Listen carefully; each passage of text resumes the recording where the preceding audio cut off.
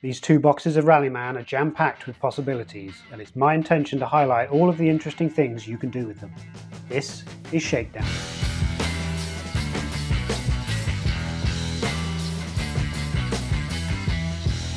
In today's Shakedown, we find out how we fare around the infamous Brickyard in the Rallyman Indianapolis 5.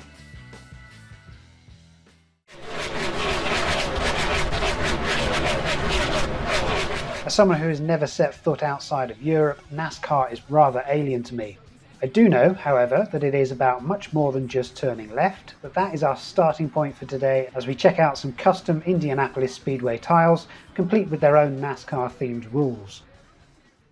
Created by Valiant, the Indianapolis Speedway tiles allow you to race around the 4-lane rectangular oval that you might know as the Brickyard at 3 different scales. And today we'll be dipping our toes into the pack racing world on the smallest course because we've some additional rules to have a look at as well.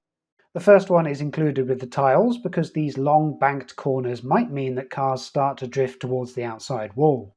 In between these symbols on the track, whenever you roll a hazard, you must place that die 1 lane towards the outside of the circuit instead of where you intended to place it. If such a move would see you drift into the wall or another car, you stay in lane but draw a damage token, as does any other car that you've bumped into. As I understand it, the banking at Indianapolis isn't particularly steep, so I'm not sure how relevant this next rule is, but we'll still be making use of it to see how it works. And that is that while we're between these icons on the corners, we can't move into the inside lane. If we want to be there, we'll have to set ourselves up to enter it before the corner.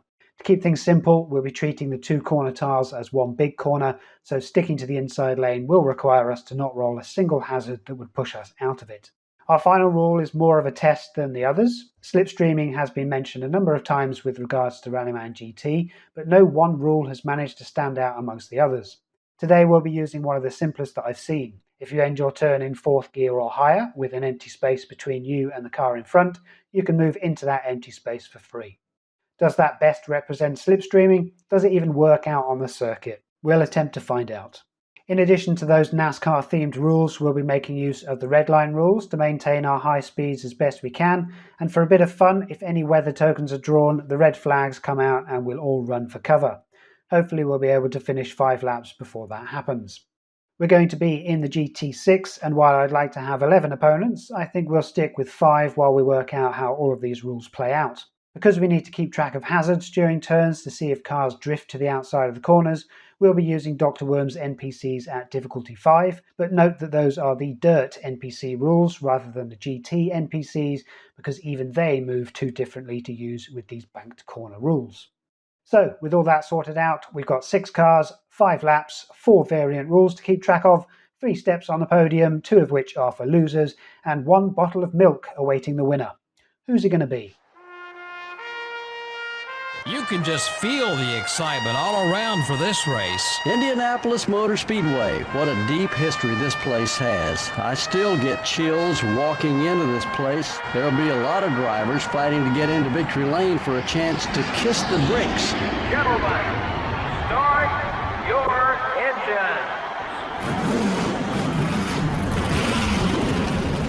What does the Brickyard have in store for us? The green car is going first, and they've got a couple of hazards on their brakes and 1 on gear 1. It's not going to worry them at all. They can get all the way through the inside lane of this first corner, and indeed come out the other side. Can the purple car match it? They can get all the way up to 6th gear around the outside. Right then, what do we want to do to try to catch up? I think we want to do exactly the same. I want to roll those flat out for focus, but of course the more hazards we get, the more this run will change and we'll be pushed towards the outside of the corner. So with just the 1 hazard on gear 4, we are going to see where that puts us. We can go 1, 2, 3, coast, coast. And then we want to go into this space in 4th gear, but there is a hazard, so we get pushed outside. And then we can carry on into that space and then into that space. All is not lost, however, because there is a gap between us and the purple car ahead. We can use these slipstreaming rules. So we get to have this space of movement for free, and we get to finish behind the purple car in gear 6. The orange car is next, and they are going to have some hazards in the middle of their gearbox. Let's see what that does for them. They want to stay on the inside as long as they can. They want to place gear 3 here. It pushes them out. They want to place gear 4 there, but it pushes them out. And they can go 5th gear back towards the inside. They can't get to this final inner lane, but they can finish there in 5th. Their 6th gear was another hazard.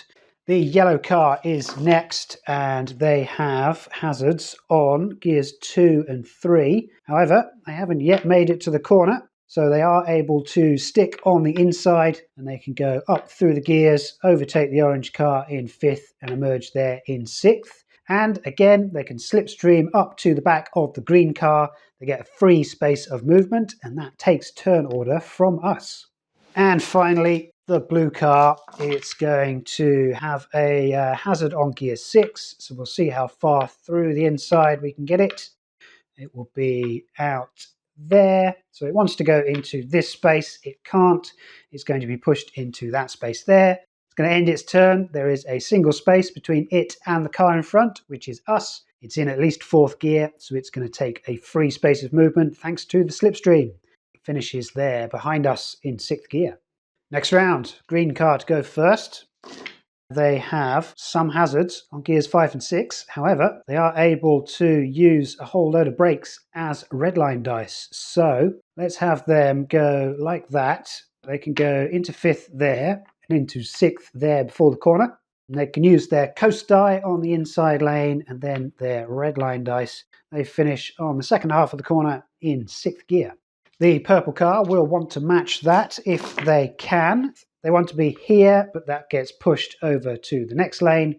They then want to be here, but that gets pushed to the next lane. And that is where they're going to end their turn in 6th gear, heading towards the outside. Hopefully not far enough to hit the wall. Let's see what the yellow car can do. Quite a few hazards on its brake dice. It finishes at the start of the corner in 6th gear. We need to be in 6th on the inside in order to get past the yellow car there, which we can do with either breaking down to 4th and then coming out in 5th and then using some redline dice to get into that space. Let's see how far we get. We're going to go one by one to keep things nice and safe. Breaking down to 4 is good. Gear 5 is good. Now then, we are going to pay for gear 6. If it were to be a hazard, we would be pushed into the space where the yellow car is, and we both take damage. So I don't want to take that risk. We are going to pay 1 focus in order to secure gear 6. We are going to see what this redline die does, however. It is a hazard, so we wanted to put it there. Instead, it's going to be pushed here in front of the yellow car. That is our first hazard of the turn, so I am safe to roll this redline die as well. That would be in this space. Obviously, we couldn't get to that space, so we are going to put it into this space instead. We are in 6th gear. So that is the best that the blue car can do. Hazards basically everywhere else, and the orange car will overtake 2 cars ahead to finish in 6th gear. Next round, the green car is going to finish here in 6th. The purple car is next. They do manage to get within a space of the green car ahead, so they can use slipstreaming in order to catch up. What do we want to do? We're going to roll those one by one, see how far we get. Hopefully, we're not going to drift out towards the wall. We can go into that space with that hazard. We can still move back into this space with gear 4. Breaking down to it is good. Are we still in the lane? Yes, we are. Are we still in the lane? No, we are not. That would have been placed here, so that pushes us to this space here. Do we want to pay for these final 2 dice? I think we do, and that will allow us to join the back of the train at the front. We finish in 6th gear. The orange car is next. They are going to come alongside us in 6th gear. What can the yellow car do? Some safe redline dice will take them to the end of the corner, and then slipstreaming will take them behind the orange car in 6th gear. Finally, what can the blue car do?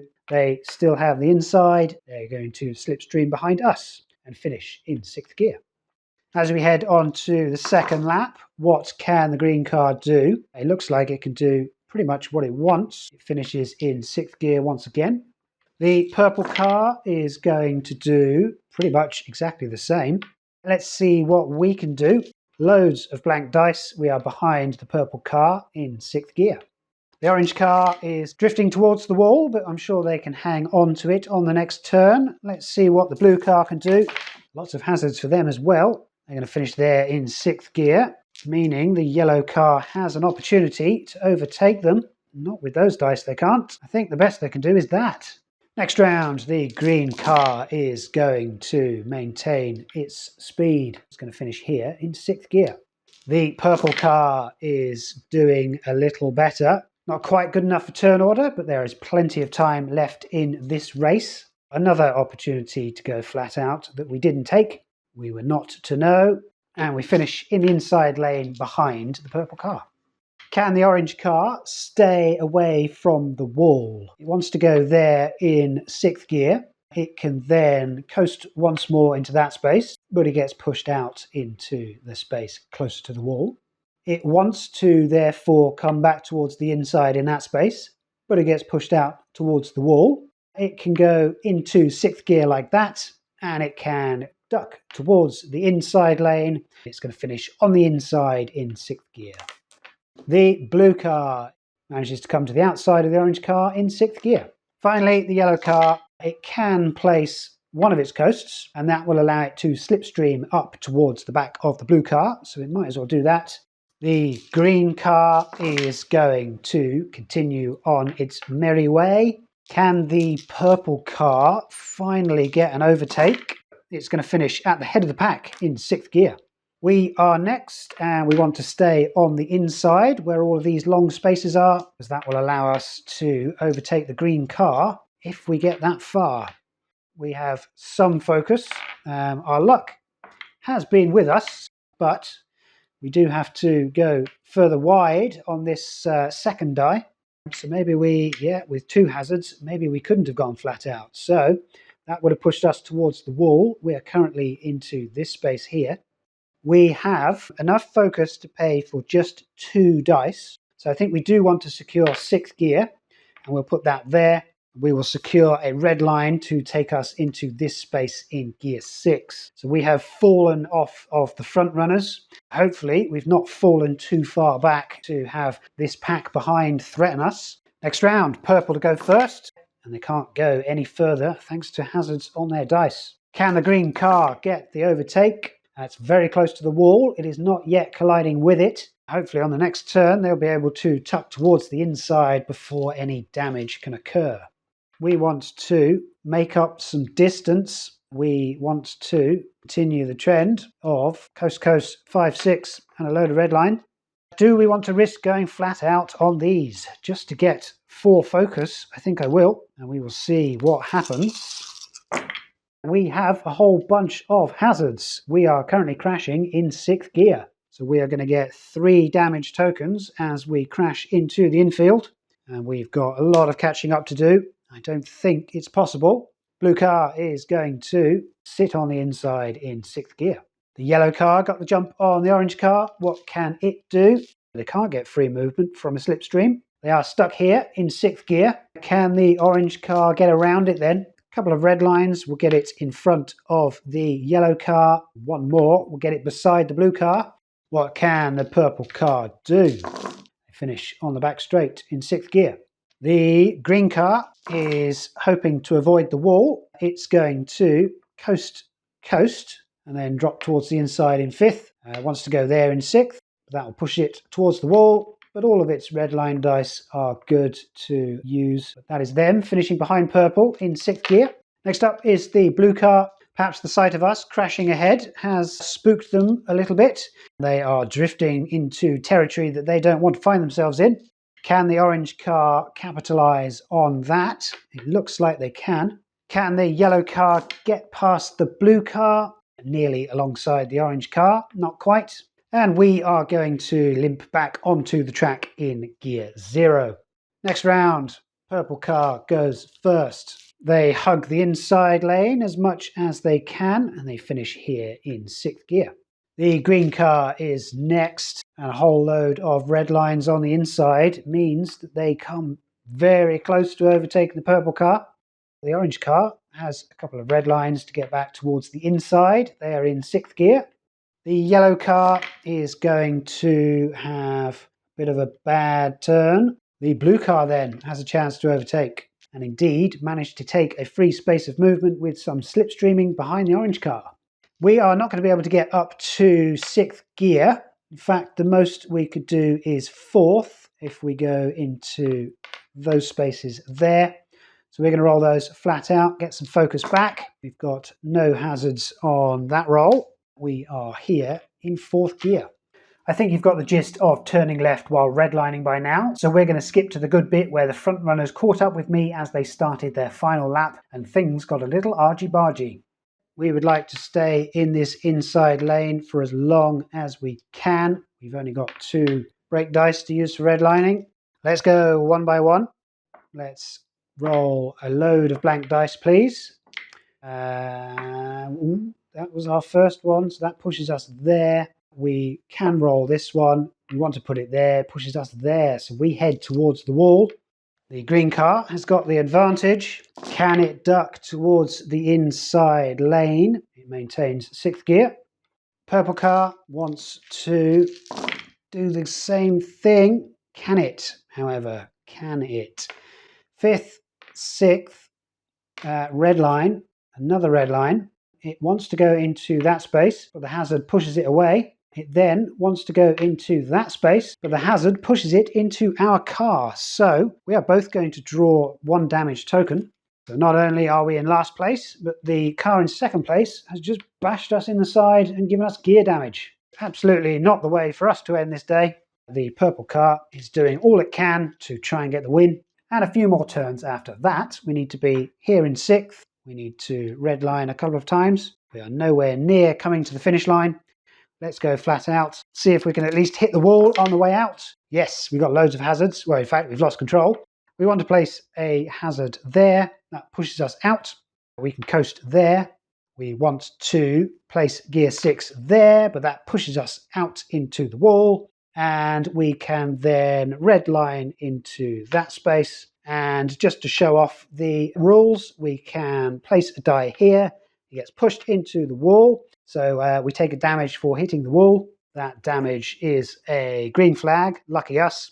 And then, of course, because we've taken our loss of control limit, we are smashed into the wall and we lose control once again in 6th gear. Yellow flag, a green flag, and wouldn't you know it, a change in weather. The green car finishes first, then the purple car, the orange car, the blue car, the yellow car, and finally our fireball. No bottle of milk for us, but maybe there's one for you when you get these tiles to the table. Races might descend into redlining like your life depends on it, but maybe the strategy will vary depending on which size circuit you're speeding around. And if you're creative enough, you should be able to mix these tiles with those from Rallyman GT to create an Indy infield, which will give you even more to think about. I think there's still some unexplored territory when it comes to NASCAR in Rallyman. There are multiple ways to implement a slipstream mechanic, and just as many ways in which NASCAR drivers have to think about the aerodynamics of their car in relation to others. I only learned of side drafting while researching for this video, and that's not the only weird tactic that these drivers can use. How much of all that can be brought into Rallyman? Probably more than you'd imagine, and if you're a NASCAR fan, I'm sure you'll have more ideas than me. I'm still trying to work out how to drive straight, if I'm honest. Valiant has created more print and play tiles than these, so do check them out and see how you can put them to use in your next game. Until then, keep dreaming of that milk. I can't end on that.